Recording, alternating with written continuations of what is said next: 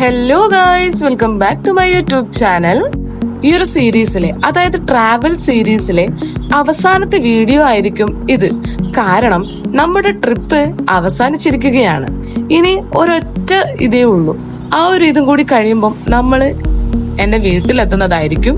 So നിങ്ങൾ എന്തായാലും video കാണുക. ഇഷ്ടപ്പെടുകയാണെങ്കിൽ ലൈക്കും സബ്സ്ക്രൈബ് ചെയ്ത് സപ്പോർട്ട് ചെയ്യാനും ശ്രമിക്കുക. സോ വീഡിയോയിലേക്ക് കടക്കാം. അവസാന നിമിഷത്തിലേക്ക് കടക്കുന്നത് കൊണ്ടാണോ എന്തോ എനിക്ക് അറിഞ്ഞുകൂടാ, കാര്യമായിട്ട് വീഡിയോ എടുക്കാനോ അല്ലെങ്കിൽ വൈബ് ചെയ്യാനൊന്നും എനിക്ക് മനസ്സ് വന്നില്ല. എന്തോ ഒരു സങ്കടം, ഇതൊക്കെ വിട്ടുപോകുന്നതിന്റെ സങ്കടമായിരിക്കും. അതെന്തേലും ആവട്ടെ, നമ്മളിപ്പോ പോകുന്നത് ചണ്ഡീഗറിലോട്ടാണ്. അവിടെ നിന്നാണ് നമുക്ക് ഫ്ലൈറ്റ് ഉള്ളത്. സോ അവിടെ നിന്ന് നമ്മൾ ഗോവയിൽ ചെല്ലുന്നു. ഗോവയിൽ അഗത്തിയിലേക്ക് പോകുന്നു. അഗത്തിന്ന് കൽപ്പേനിലേക്ക് പോകുന്നു. ഇതാണ് റൂട്ട് മാപ്പ്. ചണ്ഡീഗറിൽ നിന്ന് അഗത്തിയിൽ വരെ എത്തുന്നതിന്റെ റൂട്ട് മാപ്പ് വളരെ ഷുവറായിട്ട് നമുക്ക് പറയാൻ പറ്റും, ടൈമിൽ തന്നെ എത്തും എന്നുള്ള കാര്യം. മറിച്ച് അഗത്തിന്ന് കൽപ്പേനിലേക്ക് എത്തുന്നത് എപ്പോഴാണ്, എന്താണ്, എങ്ങനെയാണ് എന്നുള്ളത് വലിയൊരു ചോദ്യചിഹ്നമാണ്. സോ അതൊക്കെ ഞാൻ എന്തായാലും വീഡിയോയിൽ പറയുന്നുണ്ടാവും. ഓക്കെ, ഓരോ യാത്രകളും നമുക്ക് ഓരോരോ വ്യത്യസ്തമായിട്ടുള്ള അനുഭവങ്ങളാണ് നമുക്ക് നൽകിക്കൊണ്ടിരിക്കുന്നത്, അല്ലെ? അതുപോലെ ഒരുപാട് വ്യത്യസ്തമായിട്ടുള്ള അനുഭവങ്ങളും രസകരമായ കാഴ്ചകളും എനിക്കും കിട്ടിയിരുന്നു ഈ ഒരു യാത്രയിലൂടെ. അത് മാത്രമല്ല, പല ടൈപ്പിലുള്ള മനുഷ്യന്മാരെയും, പല ടൈപ്പിലുള്ള കാലാവസ്ഥകളും, പല ടൈപ്പിലുള്ള സംസ്കാരങ്ങളും എനിക്ക് ഈ ഒരു യാത്ര കൊണ്ട് കാണാൻ പറ്റി എന്നുള്ളത് മറ്റൊരു പ്രത്യേകതയാണ്.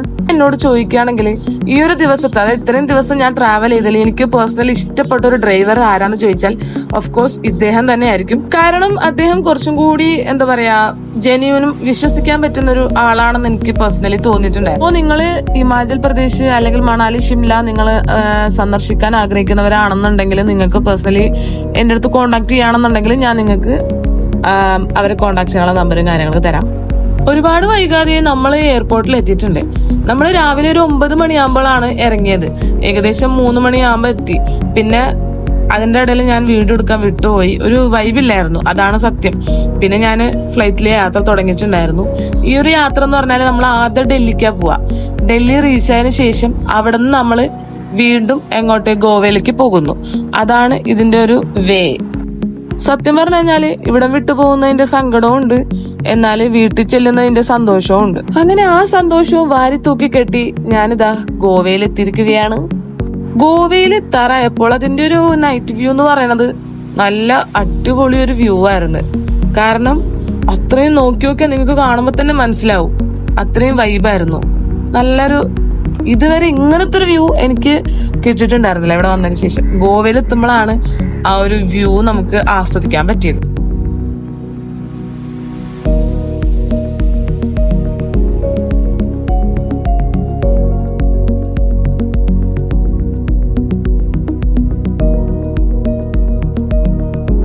ഡ്രൈവർ പിക്ക് ചെയ്യാൻ വന്നു. അതിനുശേഷം നമ്മൾ പോകുന്നത് റൂമിലോട്ടാണ്. അതിനു മുന്നേ ഈ ഒരു നൈറ്റ് വൈബ് ഗോവയിൽ ഒന്ന് റൈഡ് ഇട്ടാലോ എന്ന് തീരുമാനിച്ചു. അങ്ങനെ പോയിക്കൊണ്ടിരിക്കുന്ന രംഗമാണ് നിങ്ങൾ ഈ കണ്ടുകൊണ്ടിരിക്കുന്നത്.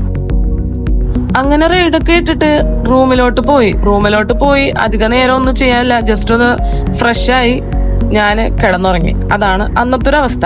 പിറ്റേന്ന് രാവിലെ എണീറ്റു, വേറൊരു സ്ഥലത്തോട്ടാണ് പോകുന്നത്. സോ അവിടെ എന്ന് പറയുമ്പോൾ കുറച്ചും കൂടി ബീച്ചിൽ നിന്നൊക്കെ കുറച്ച് മാറിയിട്ടാണ്. ബീച്ചും കാര്യങ്ങളൊക്കെ എനിക്കൊരു പുതുമ അല്ലാത്തത് കൊണ്ട് ഞാൻ കുറച്ച് ഉൾപ്രദേശം ആസ്വദിക്കാന്ന് വെച്ചു.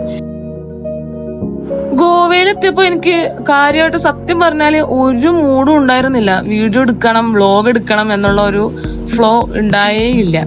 പക്ഷെ എന്തായാലും നമുക്ക് നമ്മളെ വീഡിയോയിൽ എവിടെയൊക്കെ ആഡ് ചെയ്യാനായിട്ട് കുഞ്ഞു കണ്ടന്റ് എടുത്തു, അത്ര തന്നെ. സാധാരണ എല്ലാരും ഗോവയിൽ വന്നാല് ബീച്ച് വൈബ് ആസ്വദിക്കുമ്പോ ഞാനിവിടെ വേറെ എന്തൊക്കെയോ ആസ്വദിക്കുന്നു. അല്ലേലും അതങ്ങനെയല്ലേ, നമ്മുടെ സന്തോഷം എന്താണോ അതിനെ ഫോളോ അപ്പ് ചെയ്യുക.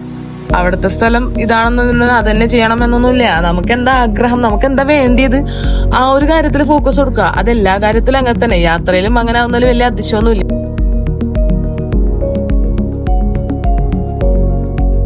ഹായ് ഗായ്സ്, ഞാനിതാ അഗത്തിയിൽ എത്തിയിട്ടുണ്ട്.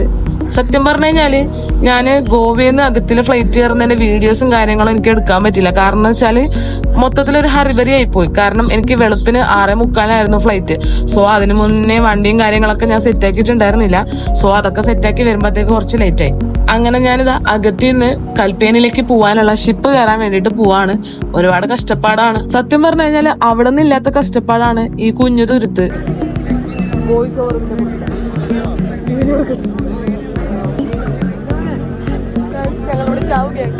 ഒരുപാട് നേരത്തെ കഷ്ടപ്പാടിന് ശേഷം നമ്മളിതാ നമ്മുടെ സീറ്റിൽ ഇരിക്കുകയാണ്. സോ കുറച്ച് ചോക്ലേറ്റ് കഴിച്ചിട്ട് സമാധാനിക്കാന്ന് വെച്ചിട്ടാണ് ഞാൻ ഈ ചോക്ലേറ്റ് തിന്നുന്നത്. അത് കഴിഞ്ഞിട്ട് ഫുഡൊക്കെ കഴിച്ചിട്ട് ഞാൻ ചുമ്മാ ഇങ്ങനെ കാറ്റ് കൊള്ളാൻ വേണ്ടിയിട്ട് മോളിൽ പോയിരുന്നു. കുറച്ച് നല്ലവരായ പീപ്പിൾസിനെ എനിക്ക് ഇവിടെ നിന്ന് കിട്ടി. കവരത്തി റീച്ച് ആയിരിക്കുകയാണ്. അകത്തിന്ന് കവരത്തിയിലേക്ക് വലിയ ദൂരം ഇല്ലാത്തതുകൊണ്ട് അന്ന് തന്നെ നമ്മളെത്തി. പിന്നെ നാളെ എന്ന് പറയുമ്പോ വേറെ ദ്വീപിൽ പിന്നെയാണ് നമ്മുടെ ദ്വീപ് വരുന്നത്. അങ്ങനെ എന്റെ 2 ദിവസത്തെ കപ്പലിന്റെ ഉള്ളിലുള്ള സഹവാസം കഴിഞ്ഞിട്ട് ഞാനിതാ എന്റെ നാട്ടിലെത്തിയൊക്കെയാണ്. സോ ഇപ്പൊ ഞാൻ ഒരുപാട് ഹാപ്പിയാണ്. അപ്പോഴും ഹാപ്പി ആയിരുന്നു. പക്ഷെ 2 ദിവസം കപ്പലിൽ ഇരിക്കാന്നൊക്കെ പറയുമ്പം ഇച്ചിരി ഡാർക്ക് സീനാണ്. അതെന്തൊക്കെ തന്നെ ആവട്ടെ, ഈ കപ്പലില്ലാത്ത നേരത്ത് കപ്പൽ കിട്ടിയ തന്നെ വലിയ കാര്യം. അങ്ങനെ ഞാൻ സന്തോഷത്തോടെ സേഫായിട്ട് ഞാൻ വീട്ടിലെത്തിയിരിക്കുകയാണ്. അപ്പൊ ഇന്നത്തേക്ക് ഇത്രേ ഉള്ളൂ. അടുത്തൊരു പുതിയൊരു വീഡിയോ ആയിട്ട് കാണുന്നവരിക്കും. Bye guys.